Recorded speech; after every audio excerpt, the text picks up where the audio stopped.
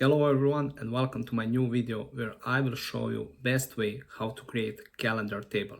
Now after this video you will never use DAX to create calendar tables.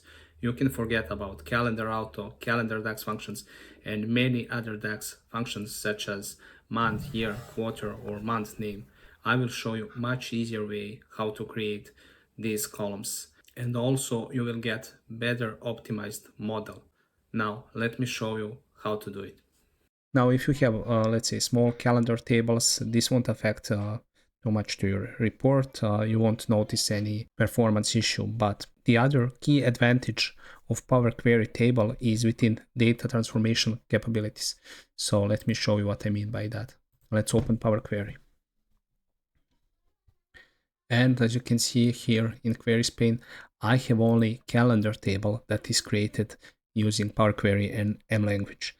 And Power Query provides more ETL tools, so you can use a merge, pivot, you can add different type of columns, so you have a variety of very useful options here that you cannot use with DAX tables. Also, you always can see applied steps, and in case you have some error, you can easily find it here and correct it, while this is not the case with DAX tables. Now let me go back. Now let me show you how to create calendar table using M language. First, before we start, let me delete table that I have created. Click on three dots, delete from model. Yes. And it is deleted. Now let's go to Power Query, select transform data. And as you can see here on the left side, in Queries pane, I have two parameters. I will delete them also, so I can show you whole process from the beginning.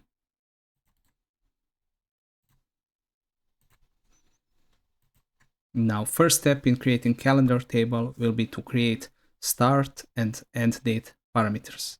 Now, this is pretty much easy. Right click on Queries pane, select new parameter and name it start date.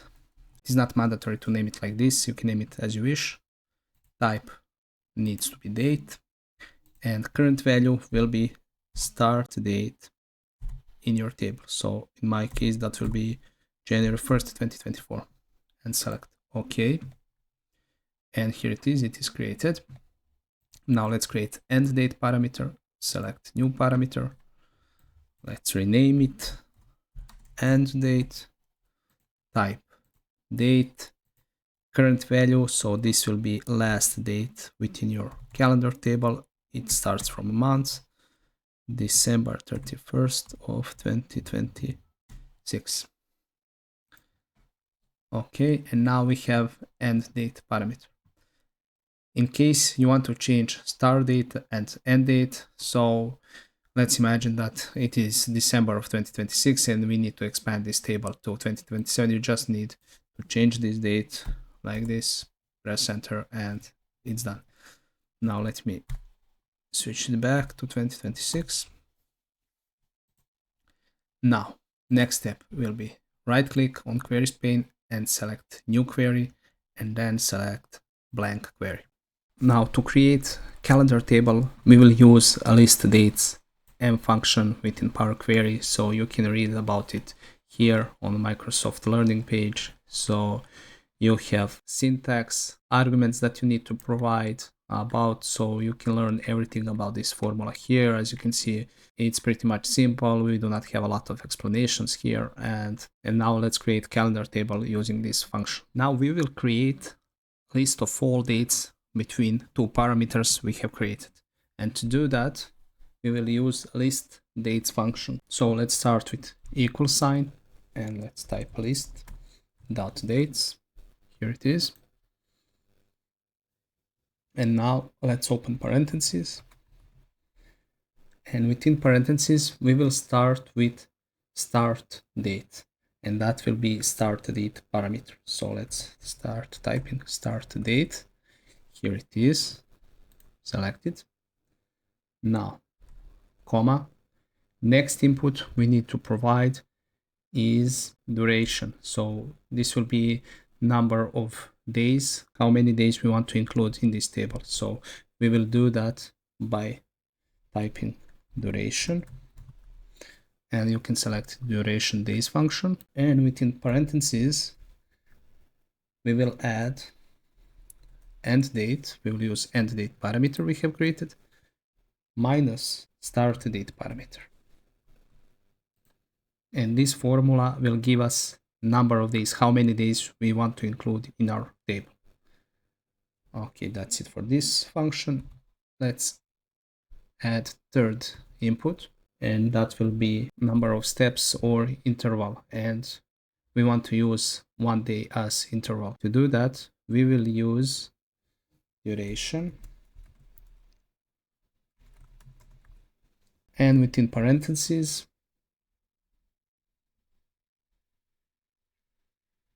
we will add 1. This defines 1 day. Then we have 0, 0, 0, close parentheses. I think this is fine. Now here I have one word extra, and that is list. Let me delete this, and let's press enter. And here it is. I got my list with dates starting from my first start date and ending with end date from parameter. Okay, now next step will be to transform this list into table. And to do that, you just need to select this option here to table and select OK. And that's it. Let's rename it. Change type to date. And we have our first column within our calendar table. Now let's create other columns we need to have within our calendar table. And this step is easiest in whole process, and it is much easier than by using DAX formulas. So let me show you how to get month number column. So let's go to add column, select this date column, and select here date, select month, and we will get month number. Let's apply same steps. So select date column, add column, date, year, select year.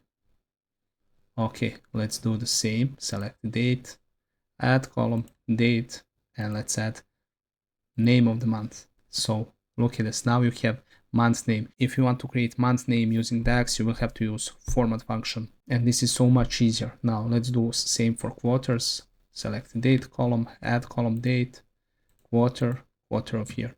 And you can, let me show you, you have here a lot of different options. So you can use start year, end year, start quarter and quarter, days, day of week, day of years, end of day, week.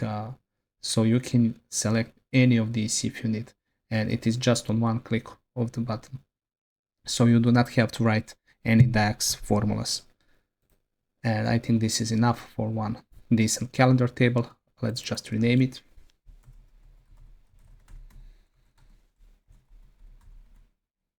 Press enter. Okay, it's used already.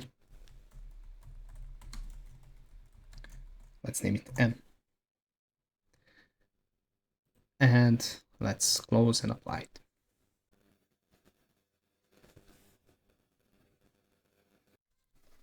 Trust me, after this video, you won't be using DAX anymore to create calendar tables.